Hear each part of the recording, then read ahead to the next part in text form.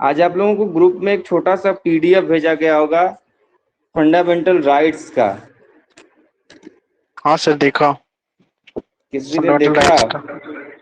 हाँ सर। हाँ, तो उसके अलावा भी कई सारे भेजे जाएंगे, हम आपको भेज देंगे। अभी तो सिंपल सा था, आप लोग ग्रुप में बोले थे तो इसीलिए भेज दिया गया। खैर एक एक करके सब कुछ भेजा जाएगा, तो आप उसकी चिंता मत करिए। तो 12 सर एंड उसमें पासवर्ड 13। लगा हुआ है ना सर? जी हाँ, पासवर्ड मैंने भेज दिया है ग्रुप में, आप लोग उसको इंटर ओके। करके आप लोग लॉग इन कर सकते हो।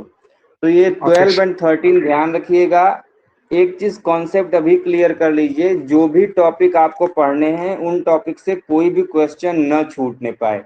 मैं बार बार कहता हूं आप लोगों से, आज फिर कहूंगा कि जब भी कोई थ्योरी आप पढ़िए तो उस थ्योरी से रिलेटेड एमसीक्यूज जरूर सॉल्व करिए। यदि आपने कोई गाइड बुक लिया होगा, कुछ न कुछ तो आपने जरूर खरीदा होगा, जिससे कि आप इसमें अपना प्रिपरेशन कंटिन्यू रख रहे होंगे। तो सबसे बढ़िया तरीका है कि भैया हम आपको जो पढ़ा रहे हैं, जिस भी टॉपिक पे पढ़ा रहे हैं, आप उस टॉपिक से रिलेटेड यदि आपके पास कोई एमसीक्यू की बुक है तो आप उसको सॉल्व करिए, और बुक नहीं भी है तो आप गूगल पे जाइए, पर्टिकुलर टॉपिक इंटर करिए और उसका एमसीक्यू आपके सामने मिल जाएगा, यदि आप एमसीक्यू करके उस टॉपिक को सर्च करेंगे तो। और प्लीज इस काम को डेली करेंगे तो आपका, मेरा दावा है कि आप उस टॉपिक का कोई भी क्वेश्चन अपने एग्जाम में छोड़ नहीं पाएंगे, और आप हर एक क्वेश्चन को करके आएंगे। क्योंकि सबसे बढ़िया तरीका होता है किसी चीज को मेमोराइज करने का कि आप एक बार थ्योरी पढ़ें, थ्योरी पढ़ने के तुरंत बाद आप क्वेश्चन को सॉल्व करें, बिना आंसर देखे अपने सॉल्व करिए, रिकॉल करिए माइंड में, जिससे क्या होगा कि आप चीजों को और बेहतर तरीके से समझ पाएंगे। और जो क्वेश्चन नहीं आता है फिर थ्योरी में जाके देखिए और फिर सही करिए। तो एक टॉपिक पे जितना ज्यादा आप एमसीक्यूज सॉल्व करेंगे, आप उतना ज्यादा अपने आप को एक्यूरेट पाएंगे, और आपकी जो कैपेबिलिटी होगी वो इनहेंस होगी। तो प्लीज इन मैंने तो चीजों को बनाया है किया ग्रुप करिए। सर, टेलीग्राम पे। उसमें हम लोग अब क्विज करते हैं। हाँ, तो अच्छी बात है, वहां पे लगे रहिए। उसमें पॉलिटी का ठीक भी है। है, ज्योग्राफी है, सब है। हाँ, तो वहां पे बिल्कुल किया करिए, ठीक है। अब आते हैं हम लोग आगे। 12 एंड 13 आप लोगों को ध्यान में हो गया होगा। अब जो आपका शुरुआत होता है वह मुख्यतः शुरुआत होता है आपके एक एक फंडामेंटल राइट्स के बारे में। आपको मैं थोड़ा थोड़ा नहीं बताऊंगा, हर एक में क्या क्या है उन सभी चीजों की हम लोग चर्चा करेंगे, तो आप लोग कंफ्यूज मत होइएगा, ठीक है। सबसे पहले बात करते हैं आर्टिकल 14 की। आर्टिकल 14 किसकी चर्चा करता है, बताए भाई कोई। आर्टिकल 14 विधि में क्या है? विधि के समक्ष समानता। समानता का समानता का अधिकार। अधिकार।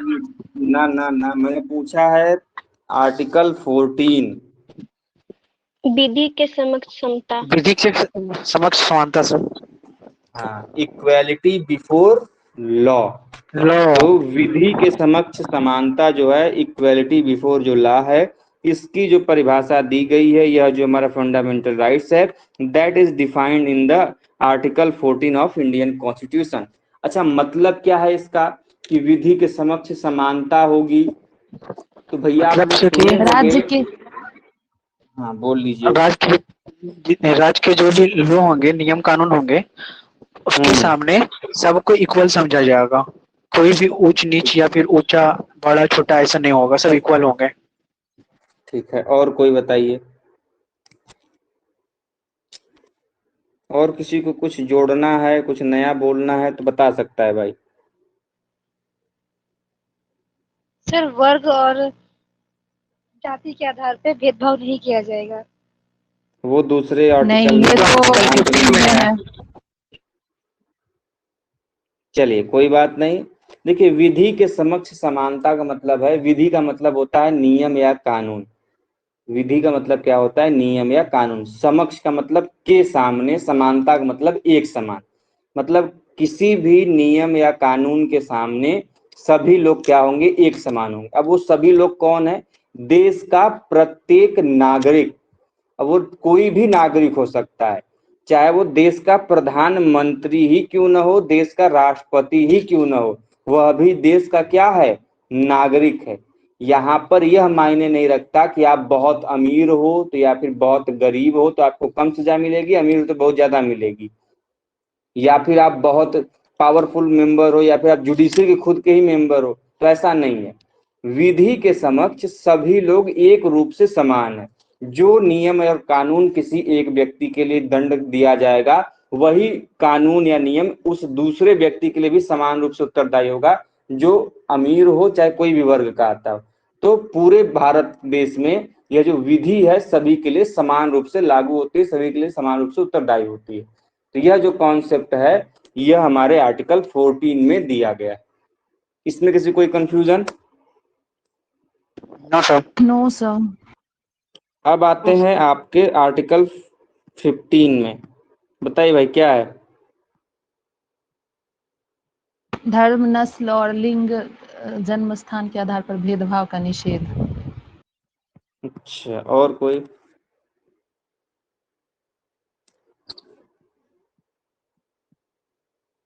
और कोई कुछ एडिशनल जानकारी देना चाहेगा?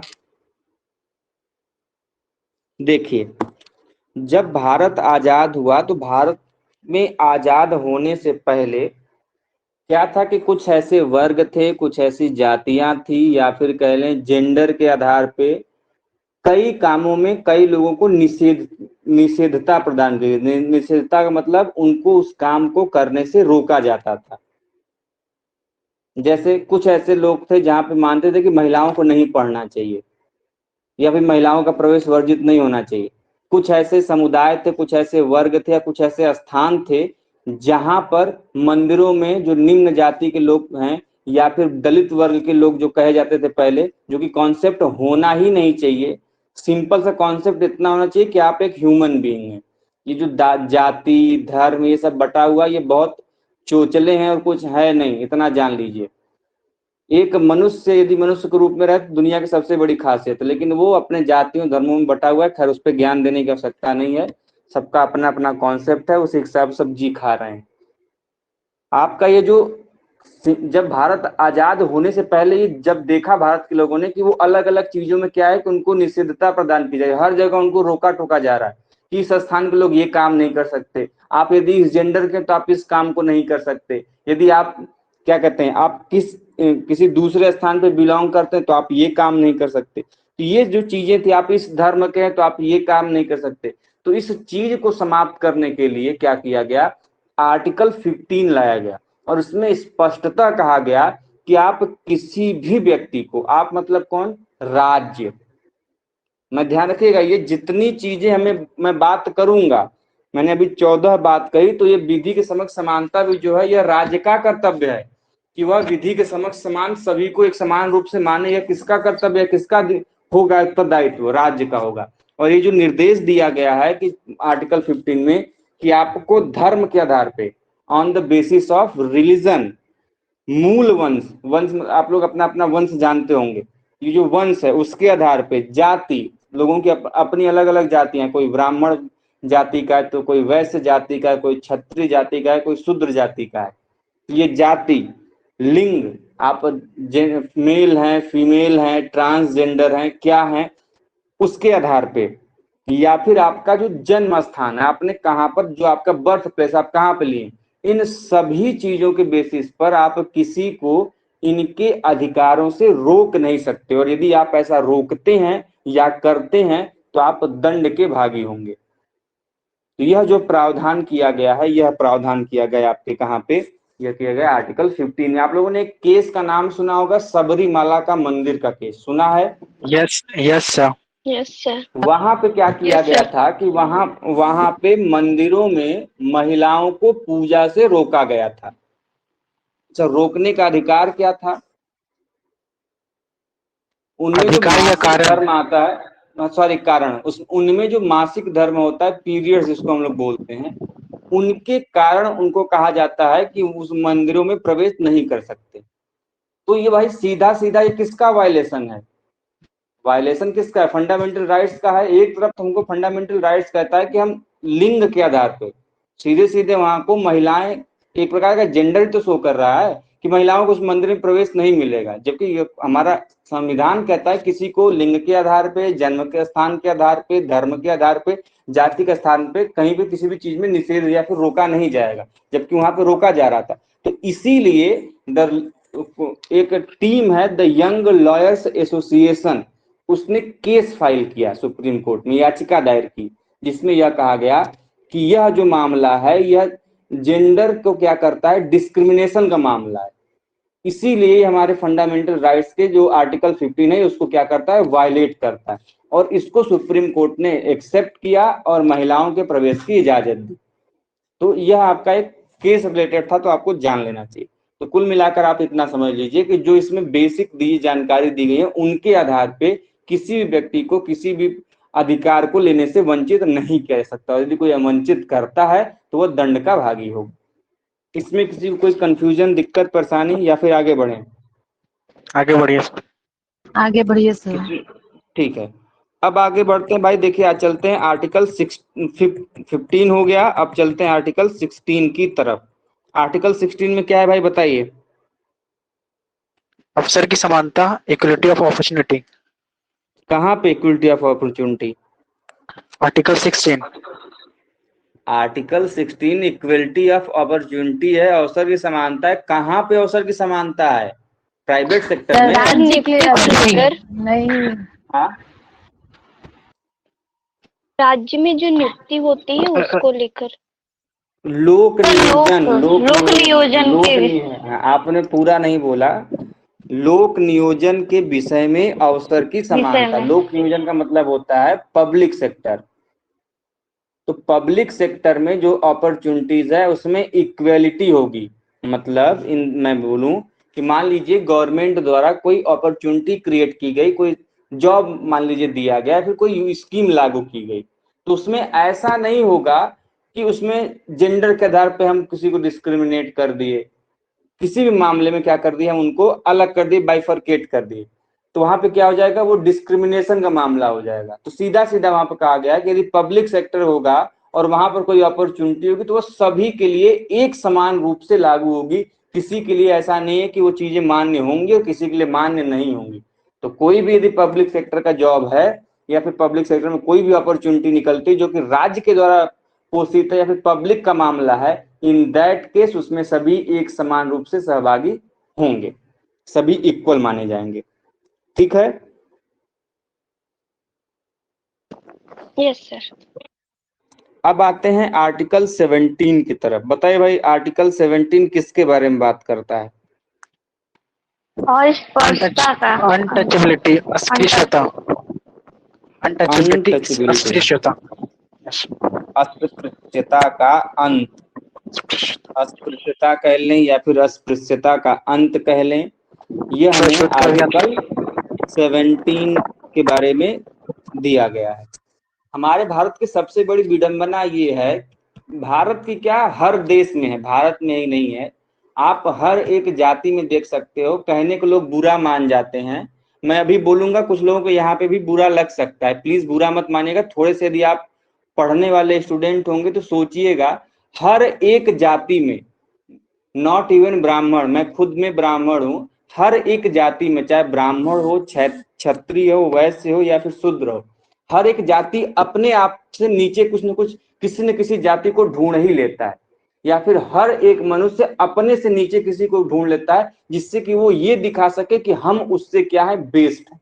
और ये काम ब्राह्मणों ने बड़ा बखूबी किया है, अपने आप को उन्होंने सर्वश्रेष्ठ दिखा दिया है और उसके नीचे उन्होंने अलग अलग जातियों को रख दिया। इवन जो सबसे निचली जाति कही जाती है शूद्र जाति, शूद्रों में भी अलग अलग कैटेगरी है, वर्ग है, उन्होंने भी अपने से नीचे जातियों को बांट दिया है। जो उनके घर खाना नहीं खाएंगे तो वो उनको टच नहीं करेंगे, तो उनके घर का पानी नहीं पिएंगे। ये कॉन्सेप्ट किसी एक स्पेसिफिक जाति में नहीं या फिर किसी एक विशेष स्पेसिफिक आपके जियोग्राफिकल कंडीशन में सीमित नहीं है। आप इंडिया में देख रहे हो, कल को अमेरिका चले जाओ, इंग्लैंड चले जाओ, किसी भी देश में चले जाओ, ये आपको हर जगह मिलेगा। जिसको समाप्त करना हम और आपकी जिम्मेदारी है। वही मैंने बोला सबसे पहले कि यदि हम लोग ह्यूमन बीइंग बन के रहेंगे तो हम सभी चीजों को आसानी से एक्सेप्ट कर लेंगे, लेकिन यदि हम वही धर्म जाति इसके नाम पे बटेंगे तो चीजें थोड़ी सी मुश्किल हो जाएंगी। खैर, यदि मैंने कुछ गलत बोला हो तो इसके लिए मैं क्षमा चाहूंगा, लेकिन फिर भी आपको और हम लोगों को समझना पड़ेगा कि क्या आवश्यक है, क्या आवश्यक नहीं है। चलते हैं आर्टिकल 17। हुआ रीजन क्या था आर्टिकल 17 को लाने का, कि जब भारत देश आजाद हुआ तो उस समय छुआछूत जो होता है ना, कि भाई नहीं नहीं नहीं इनको नहीं छूना है, इनको छू देंगे हम अशुद्ध हो जाएंगे। तो इस चीज को समाप्त करने के लिए सरकार द्वारा क्या किया गया, आर्टिकल 17 लाया गया, जिसमें अनटचेबिलिटी, छुआछूत को क्या कर दिया गया, निषेध कर दिया गया, समाप्त कर दिया गया। और फिर भी यदि कोई छुआछूत को मानता है, जिसको हम लोग बोलते हैं अस्पृश्यता, इसको मानता है तो उसको क्या कहा जाएगा, उसको दंडित किया जाएगा। आप लोगों को कुछ कहना है या कुछ पूछना है तो पूछ सकते हैं भाई, क्योंकि आपकी भी अपनी कुछ क्वेरी हो सकती है। Yes sir. जी बताइए। सर आप यहाँ पे मतलब छुआछूत कह रहे हैं सर, तो ये सही है, बट ना सर जब मतलब एजुकेशन में भी तो होता है, जैसे यूनिवर्सिटी में ही होता है, बीएचयू यूनिवर्सिटी में ओबीसी जनरल ये सब बांट कर, उससे भी तो बच्चों का भी वहां पे भी तो जातिवाद होता ही है ना सर, वहां पे आप क्या बोलेंगे? ठीक है, बोल रहे हैं। अभी आपको एक आर्टिकल पढ़ाएंगे हम, आर्टिकल 15 का क्लास 4। अभी तो आपको सिंपली पढ़ा रहे हैं ना, आर्टिकल 15 का क्लास 4 पढ़ेंगे तो उसमें सीधे सीधे लिखा गया है कि राज्य जो है वो सामाजिक और शैक्षिक दृष्टि से जो पिछड़े हुए देश के नागरिक होंगे, यह राज्य की जिम्मेदारी होगी कि उन वर्गों की उन्नति के लिए, चाहे वो अनुसूचित जाति के हों, जिसको हम लोग बोलते हैं क्या, एससी वर्ग, या फिर अनुसूचित जनजातियों के लिए हों, जिसको हम लोग बोलते हैं क्या, एसटी कैटेगरी, इनके लिए वो क्या करेंगे, विशेष उपबंध करेंगे। ओबीसी, एससी, एसटी जो कि रिजर्वेशन कैटेगरी में आते हैं, जिनको आरक्षण प्राप्त है, इनको जो कि सामाजिक दृष्टि से क्या है, शैक्षिक दृष्टि से, सामाजिक और शैक्षिक दृष्टि से जो पिछड़े वर्ग हैं, इनको क्या करेगा, इनकी उन्नति का कार्य करेगा।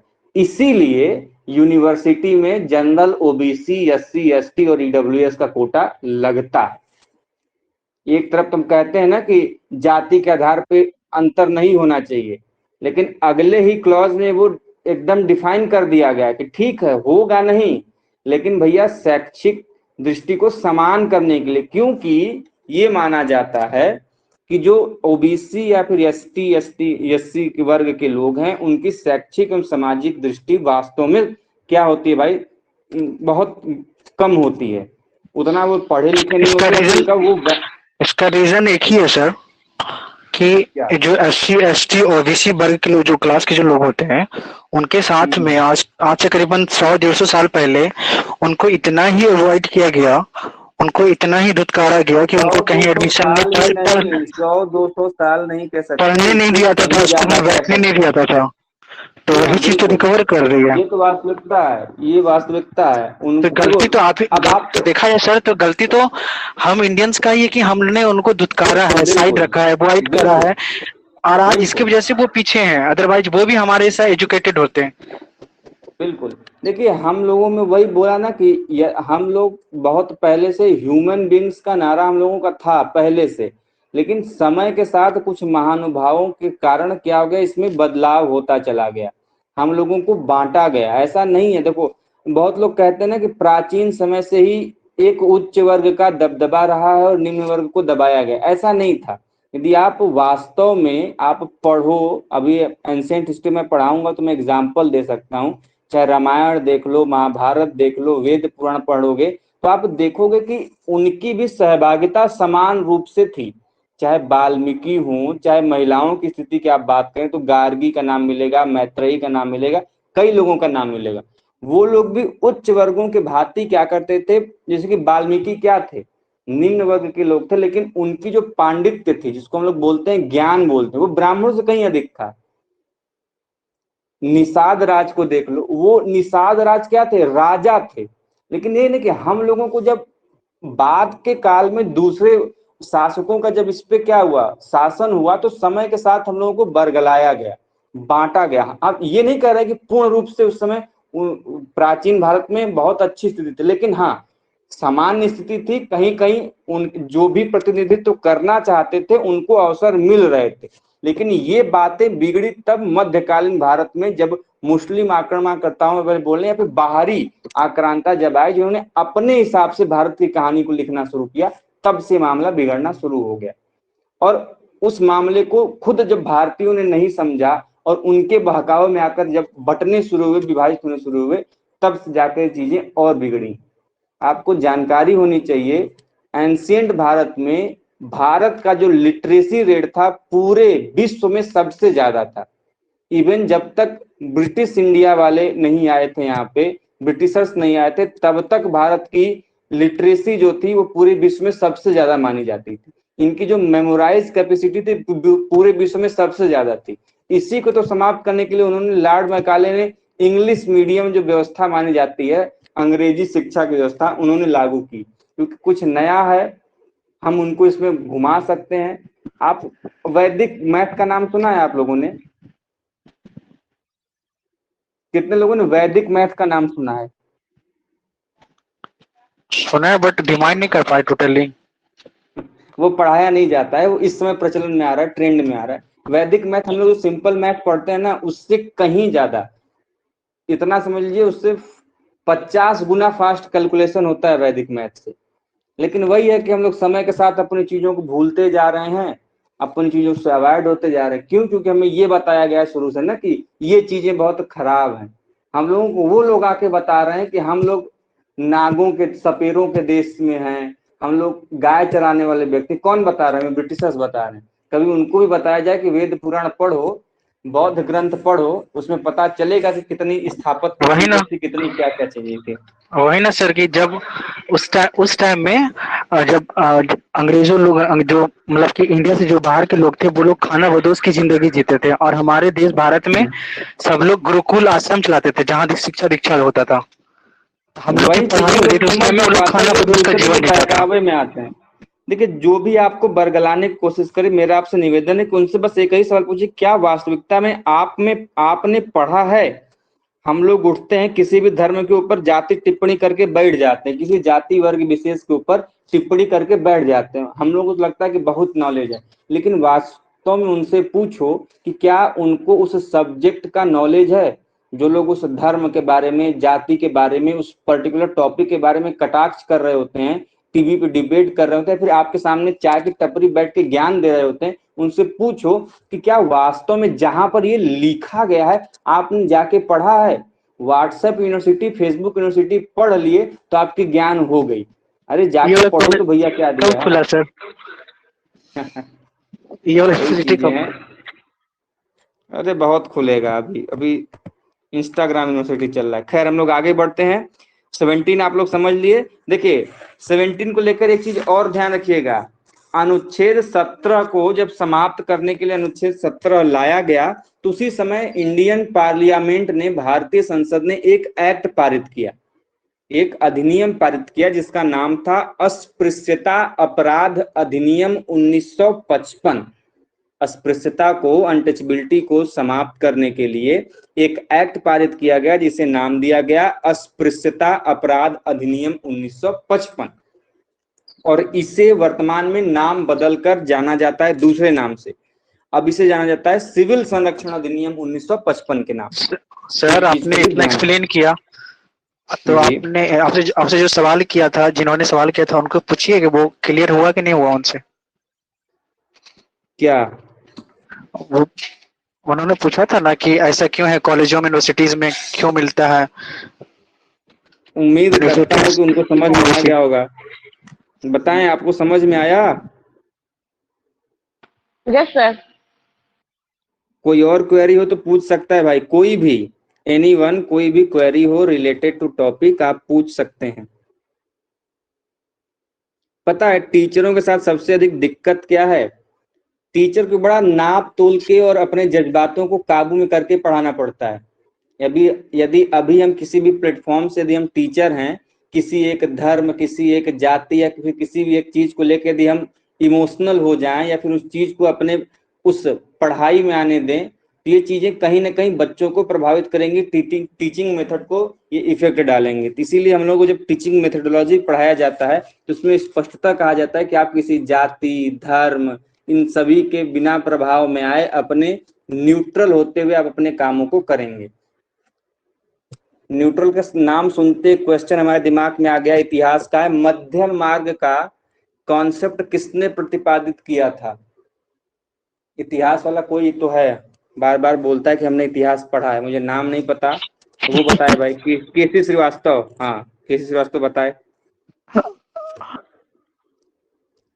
मध्यम मार्ग का कॉन्सेप्ट जो है ये किसने दिया था? सर सर मैं सुनी तो लेकिन मैं अभी रिकॉल नहीं कर पा रही हूँ। और सर प्लीज केसी श्रीवास्तव मत बोलिए। मुझे नाम याद नहीं होता है जल्दी, और हम जब व्हाइट बोर्ड पे पढ़ा रहे थे तो कौन बोल रहा है कौन क्या कर रहा है वो दिखता भी नहीं है ना, दिक्कत ये है। खैर उसका दिक्कत नहीं है, जोक से पाठ लिया करिए भाई। मध्यम मार्ग देखिए, तीन ही तो धर्म थे प्राचीन समय में, एक सनातन धर्म था, एक बौद्ध धर्म था, एक जैन धर्म था। तो भगवान बुद्ध ने सीधा सीधा कहा था, न हमको भैया किसी के बारे में बहुत ज्यादा बोलना है, न हमको किसी के बारे में बुरा बोलना है। तो उन्होंने कहा कि आप मध्यम मार्ग अपनाइए, मध्यम मार्ग अपनाएंगे तो आप जीवन में खुश रहेंगे। लोग बोलते हैं, एक कॉन्सेप्ट कबीर जी का सुना होगा कि न बहुत ज्यादा धूप सही है, न बहुत अधिक बारिश सही है, न किसी का बहुत अधिक बोलना से, न किसी का बहुत अधिक शांत सही है। तो उनके कहने का मतलब है मध्यम मार्ग। तो भगवान बुद्ध ने ये कॉन्सेप्ट दिया था कि मध्यम मार्ग अपनाइए और जीवन को सुखी और आनंद बनाइए। तो मध्यम मार्ग का कॉन्सेप्ट बौद्ध धर्म का, और इसे दिया था महात्मा बुद्ध ने। खैर हम लोग उस टॉपिक से आते हैं अपने सर सुनिए सुनिए सर ये मध्यम मार्ग आप बताए अभी तो मेरे को याद आया है, स्यादवाद क्या था? ये भी इसी से रिलेटेड? स्यादवाद आपका इसका है ना, जैन धर्म का है ना स्यादवाद। अच्छा हाँ, बौद्ध धर्म का मध्यम मार्ग और जैन धर्म का स्याद। बौद्ध धर्म दो भागों में बटा आगे जाके, हीनयान महायान, उसमें फिर महायान, जुड़ा यस सर। बौद्ध देखिए एक, अब लेकिन हम टॉपिक से आप लोग हटा रहे हैं, गलत कर रहे हैं, चलिए बाद में बताएंगे उसको, हिस्ट्री वाले क्लास में ध्यान रखिएगा, ठीक है। अभी फिलहाल इसको पढ़ लीजिए। आर्टिकल 18 की तरफ चलते हैं। आर्टिकल 18 जो है यह किसकी बात करता है? यह बात करता है उपाधियों के अंत की। किसकी बात करता है? उपाधियों के, हाँ उपाधियों के अंत की बात करता है। लेकिन अब ये बताइए कि इसका मतलब क्या है, किसी को जानकारी है? हाँ सर, ये है यस सर। सर विदेशियों की जो उपाधियां होती है ना उनको, बस विदेशियों की कहा अपने सामने नहीं रख सकते? सर हम कहें सर एक चीज मैं बोलना चाहती हूँ। बोलिए जी, बोल लीजिए। सर सबसे पहले आप, क्लास है तो क्लास में डिसिप्लिन होना चाहिए। सर सबसे पहले आप ये बोलिए कि कोई भी बोलने से पहले हैंड रेज करे। एक इंसान बोलता भी नहीं है, दूसरा इंसान बोलने लग जाता है। दैट इज अ डेमोक्रेसी, लेकिन डिसिप्लिन होना चाहिए। ठीक है भाई, कोई यदि एक बोल रहा है तो दूसरा शांत होकर सुने, फिर अपनी बारी आने पे वो भी बोले, ठीक। क्योंकि हैंड रेज में हम उतना देख नहीं पाएंगे, लेकिन कोशिश करिए कि यदि दो लोग बोले तो कोई एक शांत हो जाइए, कोई एक ही बोले। मैं हो जाता हूँ सर, मैं अपने आप चुप हो जाता हूँ। नहीं प्रिंस, तुम तो बोलो, तुमको तो बोलने का अच्छा लड़ लो, हम सुन लेते हैं, लड़ लो आगे तुम लोग। बोलो भैया, कोई बोलो, टाइम नहीं है। सर आप बोलिए। बोलिए, आज 4 ही आर्टिकल अभी तक हुआ। देखिए, यदि हम कहें कि हमारा नाम सिंपल सा अभिषेक पाठक है, ठीक, यदि हम कहें कि नहीं हम अभिषेक पाठक से खुश नहीं, अपने नाम के आगे लगाएंगे राजा धीराज, महाराजा धीराज, चक्रवर्ती, भारत के जो बोलते हैं लोगों ने, यदि ई लगा के हम खुश रहेंगे तो क्या ये संभव है? तो ये जो उपाधि दी जाती है ना, चाहे वो किसी दूसरे के द्वारा दी गई हो या फिर कह लें कि किसी सरकार के द्वारा दी गई कोई उपाधि हो, अब इसे वर्तमान में क्या कर दिया गया है? समाप्त कर दिया गया है। छोड़ के दो जगह, एक एजुकेशन सिस्टम में, एक जो मिलिट्री व्यवस्था है उसमें, इस दो जगह के अलावा आपको कहीं पे भी उपाधि सिस्टम देखने को नहीं मिलेगा। एजुकेशन सिस्टम में कैसे इसका एक्सेप्शन है, कैसे अपवाद है? आप अपने नाम के सामने प्रोफेसर लगाते हो, आपकी उपाधि क्या है? प्रोफेसर है, असिस्टेंट प्रोफेसर है, डॉक्टर लगाते हो, डॉक्टरेट लगाते, सब लगाते हो ना, तो ये सब क्या है? ये आपकी एजुकेशनल उपाधि है। वहीं पर आप जाओगे उसमें, आर्मी में जाओगे तो कोई कर्नल है, कोई लेफ्टिनेंट है, तो कोई मेजर है, कोई मेजर जनरल है, तो ऐसे कई सारे हमको उपाधियां देखने को मिलती हैं। तो इन दो क्षेत्रों के अलावा अन्य किसी क्षेत्र में किसी भी प्रकार की उपाधि का ग्रहण करना ये भारत में मना कर दिया गया, इसकी मनाही है, और यह प्रावधान हमारे आर्टिकल 18 में हमें बताया गया है। ये कॉन्सेप्ट क्लियर हुआ? Yes sir. सर। जहां पे कॉन्सेप्ट क्लियर ना हो सर से पूछ लीजिए भैया, ठीक है। अब चलते हैं आर्टिकल 19 की तरफ। हमको तो लगता है कि ये आर्टिकल 19 दे के डेमोक्रेसी तो बचाने की कोशिश तो की गई, लेकिन सबसे ज्यादा जो मिसयूज में लाया जाता है वो लाया जाता है आर्टिकल 19 का। होता है ना कि कोई भी भक्त से मुंह खोलता है और कुछ भी बोल के निकल जाता है, और बचाव किसका लेता जस्ट है? Like Prince. और बचाव किसका लेता है भैया? वो बचाव लेता है कि हमारे पास अभिव्यक्ति की स्वतंत्रता है, फ्रीडम ऑफ स्पीच है। ये जो आपके सामने कोई भी न्यूज चैनल वाले ऐसे माइक घुसेड़ के किसी भी प्रकार का क्वेश्चन पूछ देते हैं और कुछ भी बोल देंगे, न्यूज चैनल वाले किसी से नहीं डरते। इंडिया जैसे देश में दो लोग किसी से नहीं डरते, बताइए कौन कौन? एक लॉयर और दूसरा न्यूज वाले। ये किसी से नहीं डरते, इनका कुछ नहीं। और सबसे ज्यादा तो पावरफुल है लॉयर, इवन जज भी नहीं होता है, जज भी लॉयर से डरते हैं। इंडिया में यदि आपको बोलते हैं ना कि ऐसा गुंडा जिसके पास नॉलेज होता है लीगल का, उसका कोई कुछ नहीं बिगाड़ सकता। तो ये दोनों ऐसे, मतलब गुंडा कह लें, गुंडा शब्द नहीं कह सकते, गलत होगा, लेकिन इतना जानिए के पास नॉलेज, यदि आपके पास लीगल नॉलेज है तो आपसे कोई भिड़ेगा तो आप उसका कुछ भी कर सकते हो।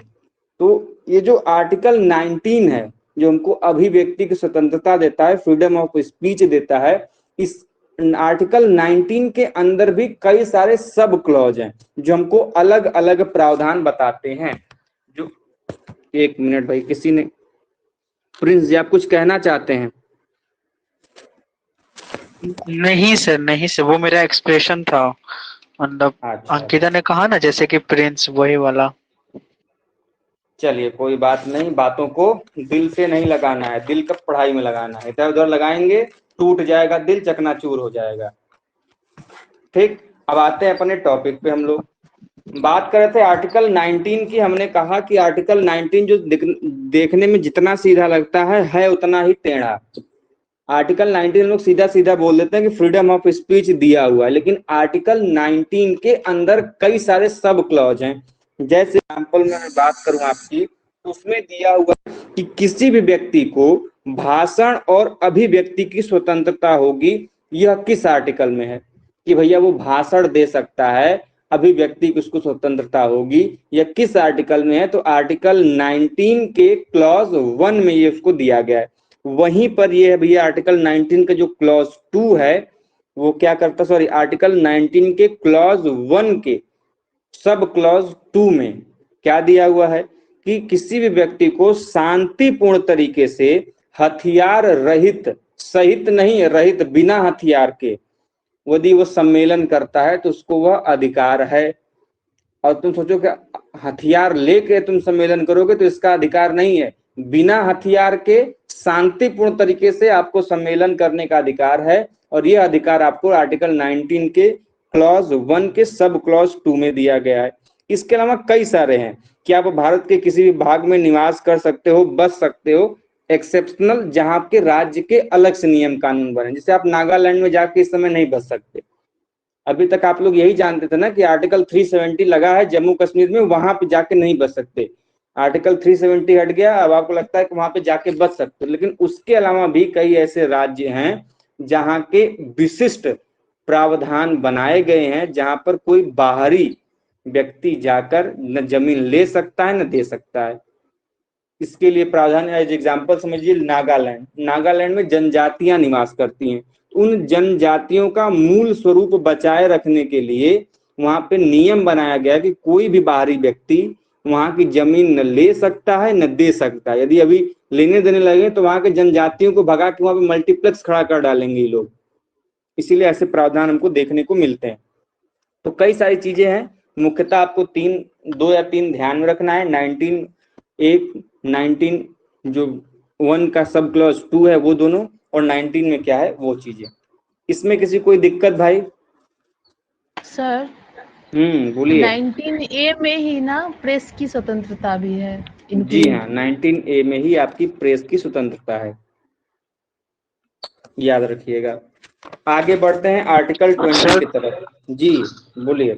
ये आर्टिकल 9 का जो सब क्लॉजेस हैं, क्लॉज के अंदर सब 9 नहीं, क्लॉज, 19। हाँ हाँ, ठीक है। तो उसके उससे भी सवाल पूछेंगे क्या, मतलब हाँ, सब जैसे क्लॉज कि से भी आएगा? फ्रीडम ऑफ प्रेस पूछ सकता है कि प्रेस की स्वतंत्रता किसमें है, ये पूछ सकता है। दूसरा कि हथियार रहित जो हमने अभी बताया उसकी स्वतंत्रता किसमें है। ये 2-3 इंपॉर्टेंट है। कहिए तो इसका हम फोटो आप लोगों को खींच के भेज देंगे। हाँ सर, बेटा होगा क्लॉज, सब क्लॉज का, क्योंकि वो काफी चलिए डीप डीप हो जाता है ना। ठीक है, हम भेज देंगे। अब आते हैं आर्टिकल 20 की तरफ, जो कि आज का लास्ट का आर्टिकल है। आर्टिकल 20 क्या कहता है भाई? आर्टिकल 20 कहता है कि आपको अपराधों के दोष सिद्धि के संदर्भ में संरक्षण प्राप्त होगा। मतलब यदि आपने कोई क्राइम किया है और आपके ऊपर झूठा आरोप लगाया गया है, इन दैट कंडीशन आपके दोष सिद्धि के संदर्भ में आपको जो जुडिशरी देगी या संरक्षण देगी, या राज्य क्या करेगा, संरक्षण प्रदान करेगा। और यह जो प्रावधान है, यह आर्टिकल 20 में अर्थात संविधान के अनुच्छेद 20 में इसका प्रावधान किया गया है। ठीक है। वहीं यदि हम 21 की बात कर लें तो 21 जो है यह प्राण एवं दैहिक स्वतंत्रता के संरक्षण की बात करता है। मतलब हमको जीने का अधिकार है, हम अच्छे तरीके से जी सकें, खा सकें, उसका जो अधिकार है यह आर्टिकल 21 में दिखाई देता है। 21 में यही नहीं है, इसके अलावा कई चीजें हैं कि आपको अपने आजीविका का अधिकार है, आप अपने अच्छे स्वास्थ्य का अधिकार, मतलब आप अच्छे अपने स्वास्थ्य को अच्छे तरीके से रह सकें, वो अधिकार है। आप सो सकें, वो अधिकार है। आपके जो शिक्षा का अधिकार है, यह आर्टिकल 21 के क्लॉज ए में, जो कि 86वां संविधान संशोधन हुआ था, उसके द्वारा जोड़ा गया था। आपके जो सोने का अधिकार है, यदि आपको कोई सोने से डिस्टर्ब कर रहा है तो आप उसके खिलाफ केस कर सकते हो। घर में अभी मत कर देना कि मम्मी पापा के खिलाफ केस कर डालें, मम्मी पापा सुबह सुबह उठा देते हैं, ऐसा मत करना। आपके अंदर प्राइवेसी का अधिकार है, राइट टू प्राइवेसी। एक केस है जिसको हम लोग केएस पुट्टा स्वामी बोलते हैं, वो प्राइवेसी के अधिकार से रिलेटेड है, लेकिन आप लोगों को केस लॉ नहीं पढ़ना है। अब इतना जानिए कि आपके पास निजता का अधिकार, मतलब आपकी अपनी एक प्राइवेसी है, उस प्राइवेसी को कोई भी सेकंड पर्सन, इवन आपके माता पिता, भाई बहन, कोई भी उसको उल्लंघित नहीं कर सकता, उसका आपका मतलब उसको तोड़ नहीं सकता। यदि कोई ऐसा करता है तो उसके लिए दंडनीय अपराध है। ये सभी चीजें आपके आर्टिकल 21 में डिफाइन की गई हैं। अब हमको ये बताइए जाते जाते कि क्या जो ये हमको मूल अधिकार मिले हैं, इनको कोई समाप्त कर सकता है क्या, या फिर इनको कभी समाप्त नहीं किया जा सकता? कोई ऐसा कंडीशन है कि जब इन मूल अधिकारों को कोई समाप्त कर सकता है, और कब समाप्त कर सकता है, और कौन समाप्त कर सकता है? किसी को जानकारी हो तो बताएं भाई। सर किया जा सकता है इसको समाप्त जब आपात की स्थिति आ जाती है उस टाइम। अच्छा, और कोई बताए? या युद्ध के टाइम में भी, तो जब वॉर सिचुएशन हो हमारे देश में। आपातकाल 3 प्रकार के होते हैं, उसने आपातकाल बोल दिया, मतलब ठीक है। युद्ध वाला अच्छा। अलग है। देखिए 3 प्रकार के आपातकाल होते हैं। एक राष्ट्रीय आपातकाल होता है जिसमें युद्ध वगैरह हो, गृह शांति, जो मतलब विद्रोह हो जाए, तो वो आपातकाल है। दूसरा है नेशनल राष्ट्रपति इमरजेंसी शासन। 352, हाँ, 356। 356। और यस। दूसरा है राष्ट्रपति शासन, जिसको लोग 356, मतलब कोई राज्य है और राज्य की जो संवैधानिक तंत्र है वो फेल हो जाए, मुख्यमंत्री सही से काम नहीं कर पा रहा है, वहां की सरकार सही से काम नहीं कर पा रही है, तो उस कंडीशन में क्या है कि वहां की सरकार को भंग करके वहां पर सीधा जो शासन हो जाएगा वो राष्ट्रपति का हो जाएगा, आर्टिकल 356। और तीसरा जो आपातकाल का प्रकार है वो है वित्तीय आपातकाल। मतलब जैसे श्रीलंका की हालत है, श्रीलंका आप लोगों ने सुना होगा, खूब महंगाई बढ़ गई, तो वहां पे इकोनॉमिकल इमरजेंसी लागू कर दी गई। मतलब भैया वित्तीय संकट, उनके पास पैसा बचा ही नहीं है, सभी चीजें महंगी होती जा रही हैं। ब्रेड उन्होंने 200 रुपए का, 51 बिलियन डॉलर का उन्होंने लिया था शायद, डेट अरे लिया था किसी से। उनका दिक्कत है कि वो चाइना के ऊपर पूर्ण रूप से डिपेंडेंट हो गए थे, इसीलिए उनको जो चीजें हैं फाइनेंशियल क्राइसिस से जूझना पड़ रहा है। जो भी देश करेगा, देखिए आप यदि आप अपनी चीजों को खुद से बनाना नहीं सीखेंगे, आप खुद से इंडिपेंडेंट नहीं होंगे। आप अपना ही एग्जाम्पल लीजिए, अपना ही सोच लीजिए कि मान लीजिए आपकी उम्र 25 साल तक तो ठीक है, माता पिता पैसा दे रहे हैं, उतना भी ठीक लगता है। जब आपकी एक एज पार होने लगती है तो आपको मम्मी पापा से पैसा लेने में भी शर्म आती है। फिर आप क्या करते हैं कि अपने से हाथ पांव मारते हैं, ठीक है 10,000 सही, 5,000 सही, लेकिन हम अपने से कमाएंगे, अपने से काम करेंगे। इसीलिए बच्चे क्या करते हैं, इस एज में ट्यूशन पढ़ाना शुरू कर देंगे या फिर कोई पार्ट टाइम जॉब कर लेंगे जिससे उनकी इनकम शुरू हो जाए।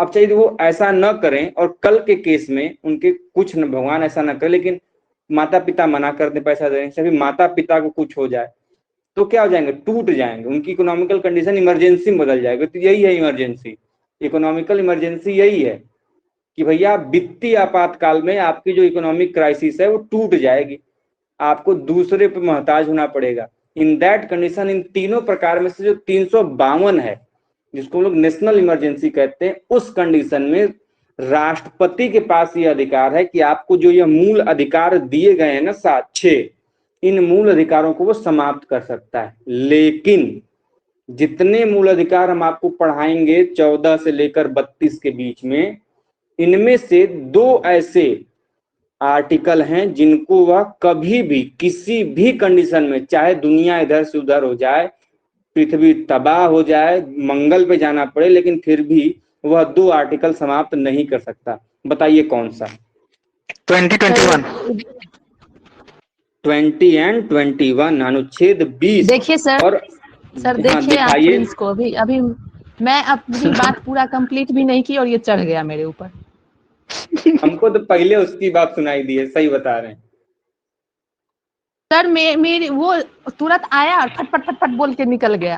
अरे भाई आपको भी तो समय मिलेगा, उसने जवाब दे दिया, अब आप जवाब दे लीजिए। तो सर मेरी वॉइस सुनाई देगी तब ना, जब कोई उसका ज्यादा वॉइस लाउड है तो वो ज्यादा जोर से बोल रहा था, मैं धीरे बोल रही थी तो मेरा वॉइस नहीं सुनाई दिया। प्रिंस जी, यस सर। देखिए भाई, शिकायत का आप ही समाधान कर सकते हैं, आप थोड़ा धीमा बोलिए, ठीक? वो भी खुश, सर आप भी खुश। मैं तो नॉर्मली बोलता हूँ, मतलब ऐसा थोड़े ना है कि मैं मतलब जोर जोर से बोलता हूँ। चलिए कोई बात नहीं, हम लोग अपने टॉपिक पे आते हैं। आर्टिकल 20 और 21। सर उससे पहले मेरा 2 सवाल था इसको एंड करने से पहले। जी, फर्स्ट ऑफ ऑल मेरा ये है कि जो 7 अप्रैल 1919 को 7 अप्रैल 1919 को जो रॉलेट एक्ट पारित हुआ था, तो उस मोमेंट में क्या आर्टिकल 20 देखा जाए तो सीज हुआ था? एक बात बताइए, 1919 उस टाइम में नहीं था आई नो उस टाइम में नहीं था, बट अगर देखा जाए तो क्या इसका वायलेशन हुआ था क्या? आई मीन एक तरह से देखा जाए बिल्कुल हुआ था, बिल्कुल हुआ था। और दूसरा सवाल ये है कि जैसे ह्यूमन बींग्स के लिए राइट टू लाइफ आर्टिकल 21 में मेंशन है, वैसे एनिमल्स के लिए भी है 51 क्लॉज है। Okay sir. इसीलिए ना आपका अलग से ह्यूमन प्रोटेक्शन एक्ट के अलावा एनिमल प्रोटेक्शन एक्ट भी तो बना हुआ है। आप अभी कुछ मत करिए, आप एक कुत्ते को जाइए, एक वीडियो बनाते हो, 2 थप्पड़ उसको लगा के आइए। हाँ, एक यूट्यूबर हुआ था इस पे अरेस्ट। उसके बाद देखिए पुलिस आपकी क्या करती है। अभी एक वीडियो वायरल हुआ था, एक लड़का पीछे से जा रहा है, कुत्ते की पूंछ पकड़ रहा है, उसको खूब चारों तरफ 2 मिनट घुमा कर उसको फेंक दे रहा है। अब पुलिस, उसके बाद पुलिस की वीडियो एक वायरल होती है जिसमें वो कायदे से कूटा जा रहा है। तो ठीक है, दोनों चीज सही है, क्योंकि एनिमल प्रोटेक्शन एक्ट सीधा सीधा कहता है कि यदि आप एक जीव हैं, आपके पास अपना जीवन का अधिकार है, आपके पास अपने लिविंग का अधिकार है, वो भी अच्छे से, तो वो भी एक एनिमल है, वो भी एक लिविंग थिंग है जिसका अपना एक जीवन का अधिकार है। इसका मतलब ये नहीं कि आप किसी को काट के फेंक दोगे, मार दोगे। अब इसमें कुछ लोग ज्ञान देने लगते हैं कि मुर्गी को फिर क्यों काटते हैं, वो खाने का पार्ट है, वो आपका काम आता है खाने का, वो फूड की चीजें हैं, तो उस पर वो चीजें एक्सेप्शन के रूप में लागू होती है, वहां पे आप कुछ नहीं कर सकते। ठीक है, तुम सोचो कि हम जाएंगे कि हिरन का मांस खा लेंगे, तो संभव है? जाकर अभी खा तक के तो दिखाइए। सेलोमोन भाई तो झेल रहे अभी तक। अभी एक महोदय खाए थे, उनकी स्थिति देख लीजिए। तो वही चीजें हैं कि आपको समझना होगा सभी चीज। देखिए, हमारे इंडियन कॉन्स्टिट्यूशन में पूरे विश्व का सबसे बड़ा लेंदी कॉन्स्टिट्यूशन है, इसमें हर जगह हर चीज को प्रावधान किया गया है, और इसकी यही चीज भारत के लिए सबसे घातक सिद्ध हुई है। रीजन ये है कि ये इतना ज्यादा लेंदी है कि कोई एक सिंपल जो सिटीजन है इसके बारे में जान ही नहीं सकता, और इसका फायदा उठाते हैं देश के वकील, जुडिशरी, क्योंकि इतने ज्यादा लूप होल्स हैं इसमें कि कहीं ना कहीं से आप क्या करते हो, उससे बच निकलते। ये चीजें जब आगे फर्दर डिस्कशन करेंगे तो बताएंगे। खैर हमने ये जाना कि आर्टिकल 20 और 21 को छोड़ के जो पूरे हैं इनको निलंबित किया जा सकता है। कौन करता है यह इंपॉर्टेंट, आपके एग्जाम में प्रश्न बन सकता है कि फंडामेंटल राइट्स को कौन समाप्त करता है। तो देश का जो प्रेसिडेंट है, जो राष्ट्रपति है, वो समाप्त करता है। लेकिन यदि हम ये पूछें कि यह किस आर्टिकल के तहत इसको समाप्त करता है, ये बताइए हमको। कौन सा अनुच्छेद भैया जिसको यह अधिकार देता है कि नहीं राष्ट्रपति जी हमारे मूल अधिकारों को हमसे छीन लेंगे? कौन सा अनुच्छेद उनको बताता है, बताइए भाई।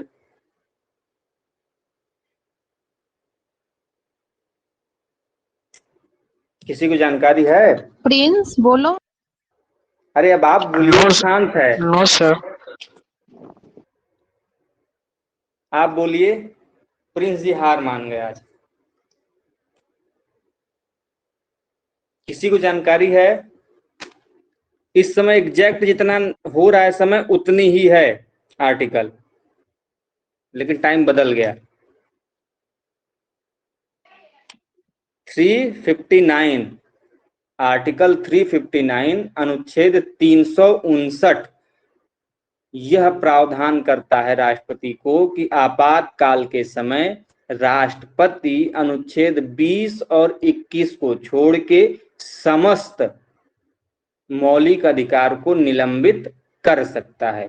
ठीक है, तो आज के लिए बस इतना ही। किसी का कोई डाउट, किसी का कुछ पूछना हो तो बताएं, नहीं तो हम क्लास को समाप्त करें। No sir, and thank you so much sir. आप वो पीडीएफ भेज दीजिएगा एक बार। ठीक है, हम पीडीएफ वो फोटो आप लोगों को भेज देंगे। पीडीएफ तो भेजा गया है, फिलहाल उसको पढ़िए। मैं अपना जो खुद का नोट्स है मैं आप लोगों को वो भेज दूंगा। Okay sir, thank you so much किसी सर। को कुछ पूछना है? No sir. ठीक है, तो मिलते हैं हिस्ट्री क्लास में। तब तक के लिए जय हिंद, जय भारत, हर हर महादेव। हर हर महादेव। हर हर महादेव। हर हर महादेव सर।